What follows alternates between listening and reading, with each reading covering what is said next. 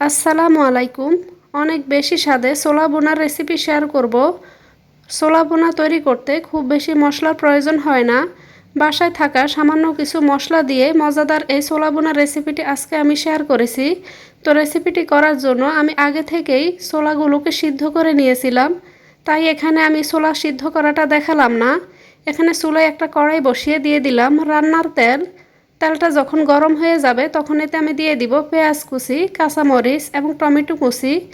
এবার দিয়ে দিচ্ছি ধনিয়া পাতা কুচি। দিয়ে এই সবগুলো উপকরণ মিশিয়ে কিছুক্ষণ আমি ভেজে নেব। পেঁয়াজ থেকে কাঁচা ভাবটা যাওয়া পর্যন্ত আমি ভেজে নিয়েছি। এবার এখানে আমি দিয়ে দিলাম পেঁয়াজ বাটা, আদা বাটা, রসুন বাটা।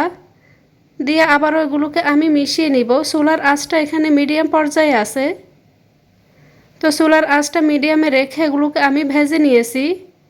এবার এখানে কিছু মশলা দিয়ে দিব। দিয়ে দিলাম হলুদ গুঁড়া, ভাজা জিরার গুঁড়া, দিয়ে দিব ধনিয়া গুঁড়া,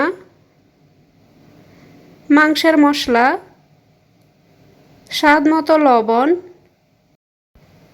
এবার দিয়ে দিব আগে থেকে সিদ্ধ করা 3টি সিদ্ধ আলু। তো আলুগুলোকে আমি এভাবে হাত দিয়ে ভেঙে দিয়ে দিচ্ছি। আপনারা চাইলে ছুরি দিয়েও এগুলোকে কিউব করে কেটে নিতে পারেন। তো সবগুলো আলু আমি এখানে হাত দিয়ে এভাবে ভেঙে নিয়ে নিলাম। চুলার আঁচটা এ পর্যায়ে আমি মিডিয়াম থেকে একটু লো করে দিয়েছি। এবার আলুগুলোকে কিছুক্ষণ আমি ভেজে নিয়ে চুলার আঁচটা আমি লোতে রেখে তারপর ঢাকনা দিয়ে ঢেকে দিচ্ছি। ঢাকনা দিয়ে ঢেকে কিছুক্ষণ পর উল্টে পাল্টে আমি এই আলুর মিশ্রণটাকে ভেজে নিব। তো চুলার আঁচটা কিন্তু এই পর্যায়ে একেবারেই বাড়ানো যাবে না। এবার দিয়ে দিব সামান্য একটু পানি। তো মশলাগুলোকে খুব ভালোভাবে কষিয়ে নেওয়ার জন্য আমি এখানে সামান্য কিছুটা পানি অ্যাড করলাম। এবার এখানে আমি দিয়ে দিব সিদ্ধ ছোলাগুলোকে আমি আগে থেকে সিদ্ধ করে নিয়েছি। এবার ছোলাগুলোকে আমি এখানে দিয়ে দিব। তো আমি সাধারণত ছোলা বেশি করে সিদ্ধ করে এরকম বক্সে করে আমি ডিপ ফ্রিজে রেখে দেই। এই ছোলাগুলোকে আমি ডিপ ফ্রিজে রেখে দিয়েছিলাম। তো আমি যখন এই ছোলাগুলো ভাজি করি তার আগে 3 থেকে 4 ঘন্টা আগে আমি ছোলাগুলোকে নামিয়ে রাখি। তারপরে যখন রুম টেম্পারেচারে চলে আসে তখন আমি এই ছোলাগুলোকে ভেজে নেই। তো কিছুক্ষণ পর উল্টে পাল্টে ঢাকনা দিয়ে ঢেকে ছোলাগুলোকে আমি ভেজে নিব। তো চুলার আঁচটা কিন্তু মিডিয়াম থেকে লোতেই থাকবে। বেশি আঁচে ছোলাটা ভাজলে ছোলাটা নিচ থেকে লেগে যাবে, খেতে ভালো লাগবে না।